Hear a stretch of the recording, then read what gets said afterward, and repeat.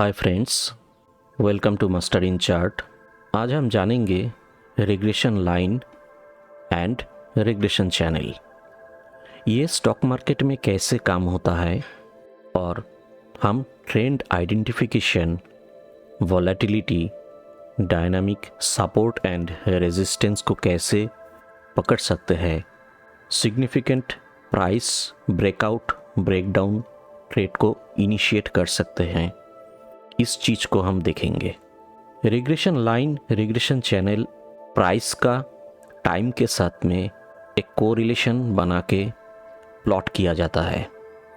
ये लगभग हर एक ट्रेडिंग सॉफ्टवेयर में अवेलेबल है और आज हम जानेंगे इसको हम कैसे ट्रेडिंग या इन्वेस्टमेंट पर्सपेक्टिव से इसको देखेंगे। चलिए पहले जानते हैं रिग्रेशन लाइन।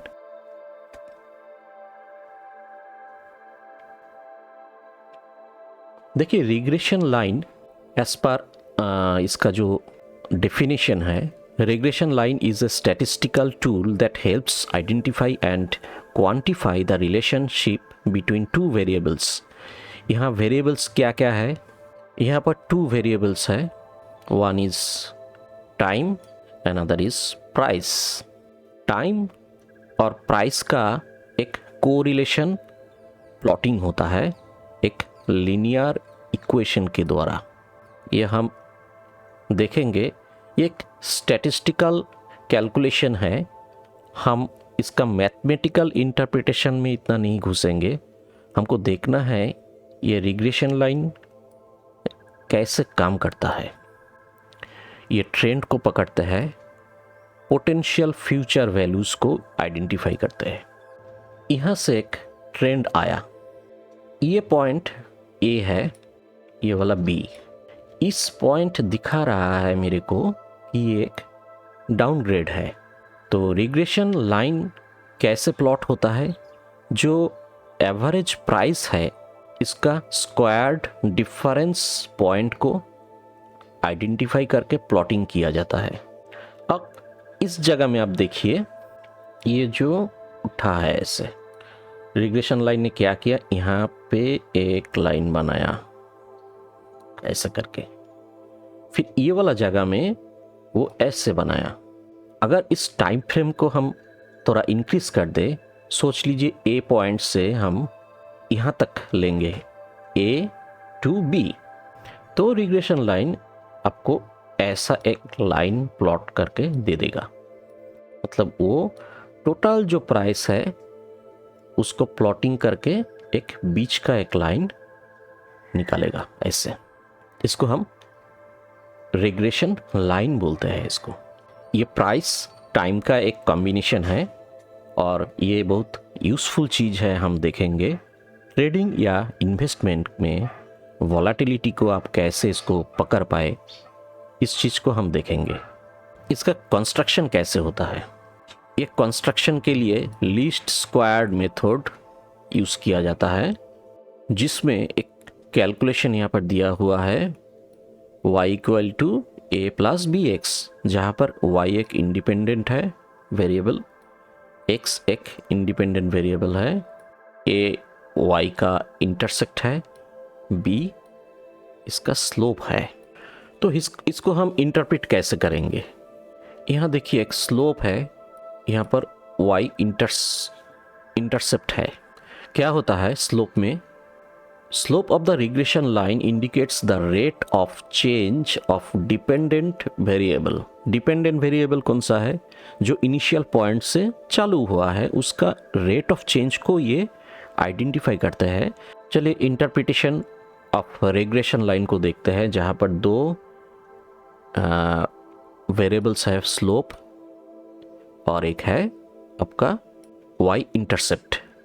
स्लोप क्या बताते हैं हमको? Rate of change of the dependent variable. ये एक average change in price per unit of time. ये वाला चीज को आप थोड़ा सोच लीजिए। यही कॉन्सेप्ट है कि रेट ऑफ चेंज कैसे वो प्राइस टाइम के साथ में चेंज हो रहा है, उसको ये थ्रू स्टैटिस्टिकल कैलकुलेशन ये पकड़ते हैं इसको। और फ्यूचर में प्राइस को प्रेडिक्ट करते हैं। तो आगे चलते हैं, इसका एप्लीकेशन क्या है। इसमें एक ट्रेंड एनालिसिस होता है और फ्यूचर प्राइस मूवमेंट को आप प्रेडिक्ट कर सकते हैं। तो चलिए जानते हैं रिग्रेशन लाइन का एप्लीकेशन क्या है। ये दो चीज़ों में काम आता है, ट्रेंड एनालिसिस, ट्रेंड किस दिशा में जा रहा है, दूसरा है फ्यूचर प्राइस मूवमेंट को पकड़ना बेस्ड ऑन हिस्टोरिकल डाटा। जो प्रीवियस डे, मंथ, ईयर में एक स्टॉक या स्क्रिप्ट किया है, उसी को लेके एक फ्यूचर में प्राइस को प्रेडिक्ट करना। This is the basic job of application of regression line.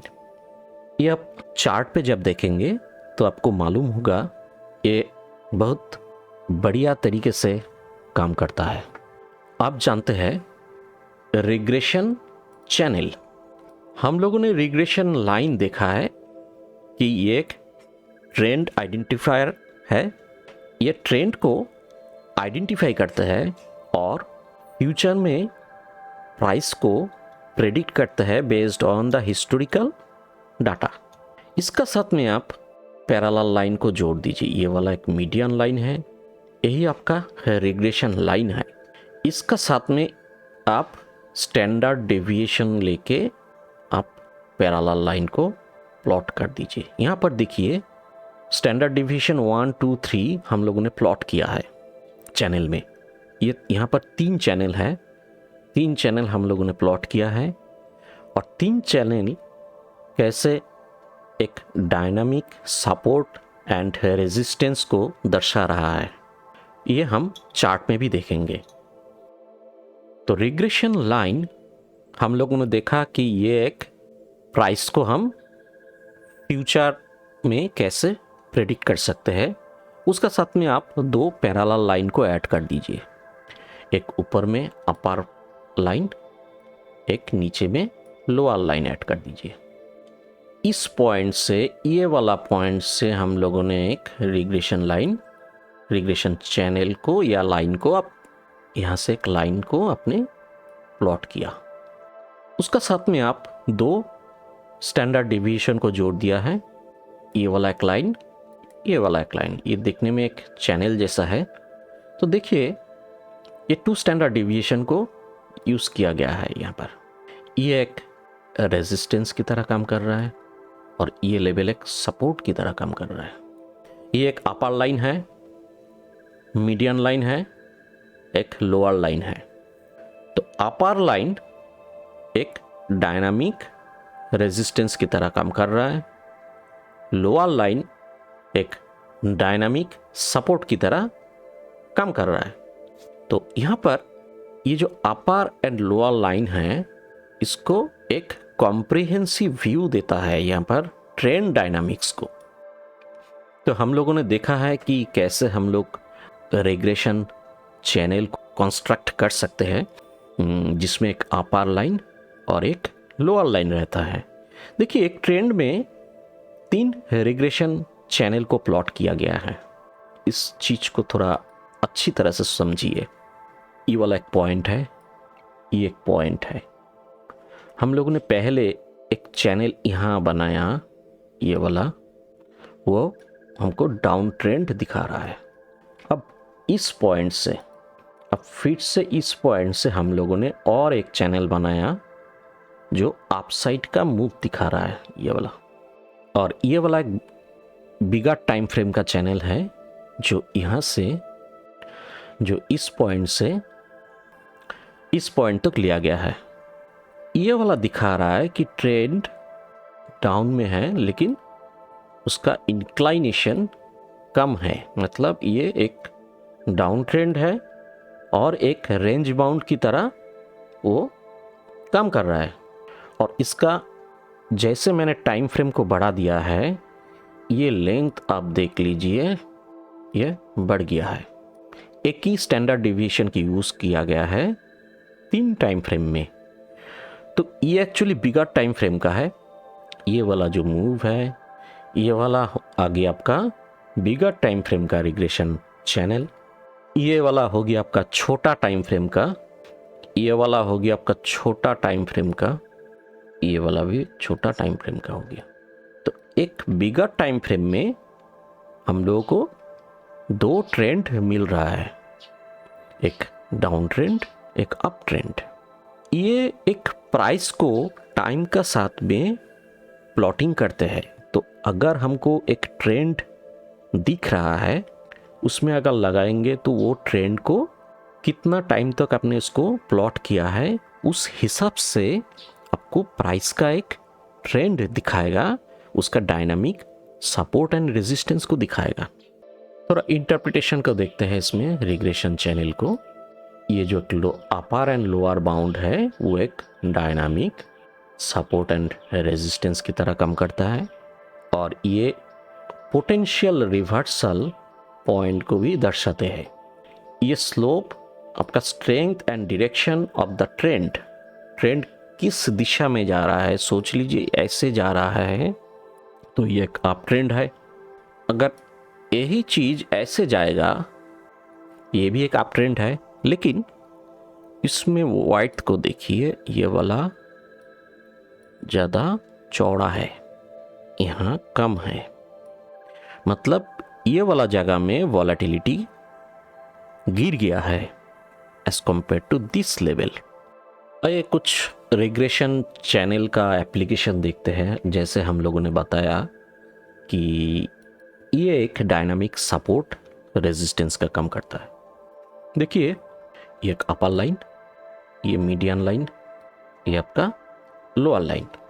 Stock यहाँ से आया, मीडियन लाइन में सपोर्ट लेके फिर से उठ गया, अपर लाइन तक गया, मीडियन लाइन तक आया, फिर गिरा लोअर लाइन तक, यहाँ ऐसा करके फिर से उठ गया।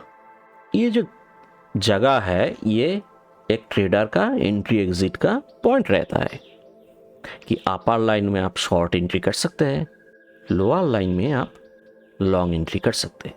अगर यहाँ आपने लॉन्ग एंट्री किया है, ये वाला जगह में किया है, तो ये रहेगा आपका रेजिस्टेंस एरिया। इसका नज़दीक आते आप इस सेल को ट्रेल कीजिएगा, ये वाला एक होगा, ये वाला एक होगा। यहाँ से यहाँ आएगा, आप इस सेल को शिफ्ट करते रहिए। तो ये एक बेसिक ट्रेडिंग सिस्टम है, आप रिग्रेशन चैनल को यूज़ कर सकते हैं। रिग्रेशन चैनल में आपको दो चीज़ मिल जाएगा, एक ट्रेंड मिलेगा, एक डायनामिक सपोर्ट रेजिस्टेंस मिलेगा, और आपका वॉलेटिलिटी को आप देख पाएंगे। ये वाला देखिए, ये जो वाइट है ये जितना बढ़ेगा वॉलेटिलिटी उतना बढ़ेगा। चलिए हम आ गए हैं ट्रेडिंग व्यू का पेज में। हम लोगों ने बैंक निफ्टी को लिया है यहाँ पर। अब कोई भी टाइम फ्रेम ले सकते हैं। यहाँ पर एक डेली टाइम फ्रेम है। हम दो पॉइंट को आइडेंटिफाई करते हैं, ये वाला एक पॉइंट है और ये वाला एक पॉइंट है। तो हम क्या करेंगे, इसको एक रिग्रेशन चैनल प्लॉट करेंगे। यहाँ से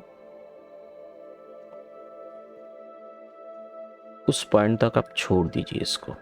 देखिए वो एक लाइन को, एक चैनल को ड्रॉ किया है। प्राइस कहाँ से लिया, यहाँ से यहाँ तक। तो इसका सेटिंग्स में जाएंगे, देखना ये है कि ये वाला प्राइस कहाँ का लिया है, स्टैंडर्ड डिवीजन क्या है, ये 1-1 है। हम और एक को प्लॉटिंग करेंगे यहाँ पर सेम जगह में। कहाँ से लिया हम लोगों ने, ये वाला पॉइंट से,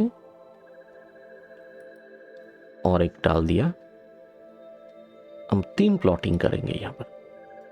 2 पॉइंट में हम लोगों ने 3 रिग्रेशन चैनल को प्लॉट किया है। आप इसका सेटिंग्स में जाएंगे, ये 1 डेविएशन है, इसको हम 2 करेंगे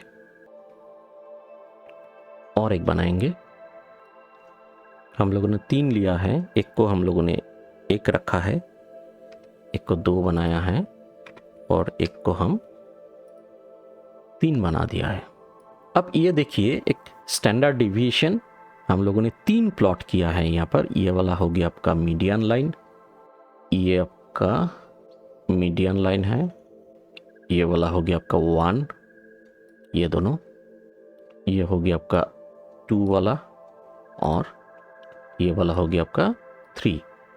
अब ये जगह को देखिए, ये वाला जगह को देखिए, इस जगह को देखिए, देखिए ये हर एक स्टैंडर्ड डेविएशन आपका एक डायनामिक सपोर्ट एंड रेजिस्टेंस की तरह काम कर रहा है, इंक्लूडिंग द मीडियन लाइन। और इसका जो वाइड है, आप देखेंगे एक ही स्टैंडर्ड डेविएशन का अलग अलग जगह में उसका वॉलेटिलिटी अलग होगा। इसको भी हम थोड़ा देख लेते हैं। हम लोगों ने 3 लगाया है, हम इसको 2 रखेंगे। ये पॉइंट से हम लोगों ने इस पॉइंट तक लिया है, ये 3 है, तो इसका वाइड आप देख लीजिए कितना है। सेम चीज को हम यहाँ लगाएंगे, ये वाला पॉइंट से ये वाला पॉइंट, इसका वाइड आप देख लीजिए और इसका भी देख लीजिए। सेम चीज को आप यहाँ लगाइए, लगभग सेम ही है। तो इसको हम जब यूज करेंगे तो एक एक जगह में प्राइस का अलग अलग वॉलेटिलिटी ट्रेंड ये आइडेंटिफाई होगा। चलिए एक चीज को हम देखते हैं, बेस्ड ऑन द प्राइस वो फ्यूचर को कैसे प्रेडिक्ट करता है। चलिए हमने ये पॉइंट तक लेना है, इसको हम इसको प्लॉटिंग करेंगे, यहां से यहां तक कर दिया। ये वाला हो गया आपका स्टैंडर्ड डिवीजन, कितना आया है, हम 2 ले लिया। हम लोगों ने स्टैंडर्ड डिवीजन 2 लिया है। अब इसको हम क्या करेंगे, एक्सटेंड करेंगे एक साइड में, कि कैसे ये फ्यूचर प्राइस को प्रेडिक्ट करता है। एक्सटेंशन लाइन लगा दिया हमने। देखिए हमने कहाँ तक लिया था प्राइस को, एक सर्टेन पीरियड तक लिया है, तो उसको हमने क्या किया, कहाँ तक लिया हम लोगों ने, देखते हैं उसको, एक मिनट। हाँ, ये वाला, ये पॉइंट तक। चलिए इसको मार्क कर देते हैं। हमने ये वाला पॉइंट लिया है और एक लिया है ये वाला पॉइंट, इसको थोड़ा, तो ये वाला पॉइंट में मैंने क्या किया, इसको फ्यूचर में इसको प्रोजेक्ट कर दिया।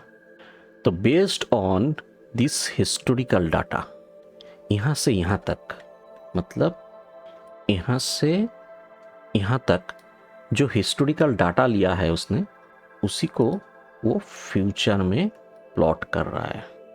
फ्यूचर में उसको प्लॉटिंग कर दिया वो एज पर रिग्रेशन चैनल, प्राइस इस लेवल से जाना चाहिए था, ऐसे जाना चाहिए था इस चैनल में, लेकिन वो और एक ट्रेंड यहाँ के ऐसा गया।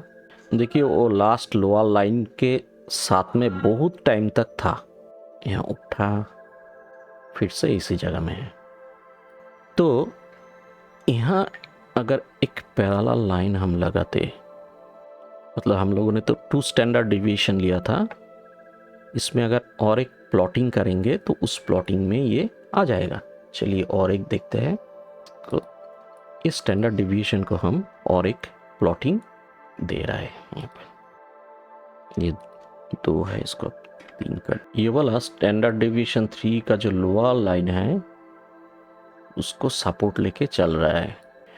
देखिए बिगर टाइम का जो प्लॉटिंग रहता है उसका एक्यूरेसी शॉर्टर टाइम से अच्छा है, आपको एक बिगर व्यू मिलेगा अगर आप इसको बिगर टाइम फ्रेम में प्लॉट किया है तो देखिए कैसे बढ़िया तरीके से वो काम किया है। ये मीडियन लाइन यहाँ एक रेजिस्टेंस की तरह काम कर रहा था, अब यहाँ आ गया सपोर्ट की तरह काम कर रहा है। सपोर्ट टूटा, फिर ये वाला एक सपोर्ट की तरह काम कर रहा था, इसको भी ये टूटा, इसका ऊपर में उठ गया, फिर देखिए इसका नीचे गया, फिर से ये लाइन पकड़ के चल रहा है, अभी आया ये वाला लाइन को पकड़ लिया। ये इसको शिफ्टिंग बोलते हैं, शिफ्टिंग ऑफ द डायनामिक्स। ये डायनामिक सपोर्ट का जो शिफ्टिंग रहता है वो पहले इसको लेके चल रहा था, अब इसको लेके चल रहा है। चलिए दूसरा कोई, चलिए निफ्टी को ले लेते हैं कि इंडिया का स्टैंडर्ड फॉर्मेट है निफ्टी 50, तो इसको ले लिया हम लोगों ने। इसको हम यहाँ से यहाँ तक एक लगाएंगे। ये स्टैंडर्ड डेविएशन 3 लिया है, हम इसमें और एक प्लॉटिंग करेंगे, हम 3 लगाएंगे यहाँ पर।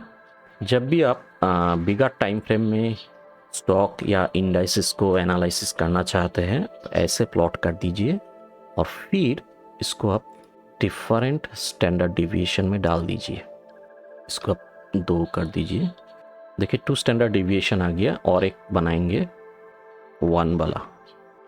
हम मोटा मोटा सोच सकते हैं कि देखिए ये वाला जो प्राइस है 2026 को हम अगर पकड़ेंगे तो प्राइस कहाँ से कहाँ जा सकता है। लोअर लेवल पे ये 22,000, अपर लेवल पे 30,000 का एक रेंज बना हुआ है। इसमें ये एक मैथमेटिकल कैलकुलेशन है बेस्ड ऑन ये वाला जो एरिया है, यहाँ से प्राइस यहाँ तक, ये जो जर्नी किया है 2020 से 2024, 4 इयर्स का जर्नी, हम लोगों ने इसको प्लॉट कर दिया। तो ये दिखा रहा है अभी वो लोअर लाइन वाला ये है, अपर लाइन वाला ये है। ये एक प्रोबेबिलिटी है कि निफ्टी इस दिशा में जाएगा। हो सकता है वो ऐसा करके फिर ऐसा करके फिर ऐसा करके जाए, ये प्रोबेबिलिटी है। चलिए 2-3 स्टॉक में देख लेते हैं एक बार। अब इसको ऐसे प्रेडिक्ट कर सकते हैं कि ये अगर हम इसमें इन्वेस्ट करेंगे तो इसका वॉलेटिलिटी कितना रहेगा ओवरऑल। इसका 3 स्टैंडर्ड का ये वाला इसका वॉलेटिलिटी है कि यहाँ से ये वाला इसका वॉलेटिलिटी है। इसको भी आप पकड़ सकते हैं 2 स्टैंडर्ड डेविएशन को, क्योंकि मैक्सिमम टाइम ये यहाँ पर था। अगर मान के चले कि ये निफ्टी 2 स्टैंडर्ड डेविएशन को अच्छी तरह फॉलो कर रहा है तो हम क्या करेंगे, इसमें एक को हटा देते हैं। इसको हम रिमूव कर दिया तो यहाँ आ गया आपका 2 स्टैंडर्ड, ये वाला हो गया आपका ये 2 स्टैंडर्ड डेविएशन, और ये वाला हो गया आपका 1 स्टैंडर्ड डेविएशन। अगर इसको हम पकड़ के चलेंगे तो 2026 में ये 24,000 टू लगभग 29,000 का एक रेंज में प्रेडिक्ट कर रहा है कि प्राइस 2026 में वो रह सकता है। ये इसका वॉलेटिलिटी का है ओवरऑल 4 सालों में। ये एक स्टैटिस्टिकल डाटा पॉइंट है, हम लोगों ने हिस्टोरिकल प्राइस को प्लॉटिंग किया है। तो HDFC को देख लेते हैं। बिगर टाइम फ्रेम में आपको देखना है तो आप डेली लगा सकते हैं, मंथली या वीकली भी यूज़ कर सकते हैं। तो यहाँ से हम एक प्लॉटिंग कर रहे हैं HDFC बैंक को देखने के लिए। देखिए ये 2 स्टैंडर्ड डेविएशन से ज़्यादा मूव कर रहा है, तो यहाँ पर और एक स्टैंडर्ड डेविएशन चाहिए। हम लोग इसमें और एक स्टैंडर्ड डेविएशन ऐड कर दिया। ओ सॉरी, ये वाला 1 है तो मतलब और एक डालना होगा। इसमें हम 3 डाल दिया। इसको चेंज करते हैं, ये वाला 2 बना दिया। लेकिन देखिए 2 में ये बहुत अच्छी तरह से प्लॉट हो गया। अगर और एक डालेंगे इसमें 3 वाला, चलिए 3 वाला भी डाल दिया है। तो ये जो एक प्रेडिक्टिव रेंज ले रहा है, हम 2026 में इसको कैसे प्रेडिक्ट कर सकते हैं। उसका अपर लेवल दिखा रहा है 2400 का, और दिखा रहा है यहाँ पर 1400 का एक लेवल वो दिखा रहा है कि इसमें HDFC बैंक, अगर हम मान के चले कि ये 2 स्टैंडर्ड डेविएशन तक है, ये वाला और ये वाला, तो पॉसिबिलिटीज ये 1600 टू 2200 इस रेंज में रहेगा। तो ऐसे इसको फ्यूचर में प्रेडिक्ट किया जाता है based on the historical price data. अगर आप इसमें इन्वेस्टमेंट करेंगे तो ये वाला तो प्राइस आपको मिल गया यहाँ का। अब देख रहे हैं आप कि यहाँ पर एक लो बनाया है, एक एंट्री पॉइंट हो सकता है क्योंकि वो 2 स्टैंडर्ड तक आ गया है। पॉसिबिलिटीज़ है कि यहाँ से ये आइदर 3 स्टैंडर्ड तक आ सकता है या 1 स्टैंडर्ड। 1 स्टैंडर्ड में जाएगा, इस जोन को फिर से वो शिफ्ट होगा, ये मीडियन लाइन, ये वाला मीडियन लाइन और ये वाला जोन में। These are all prediction. ये वाला सब जोन है, देखिए ये वाला जोन को देखिए आप, यहाँ से यहाँ तक। उसके बाद में ये जोन छोड़ा है उसने, शार्प एक मूव दिया है, ये वाला एरिया यहाँ तक ये जोन में था, फिर उसने शिफ्ट किया, इस जोन में आया है, उसके बाद फिर शिफ्ट हुआ है, इस जोन में गया है।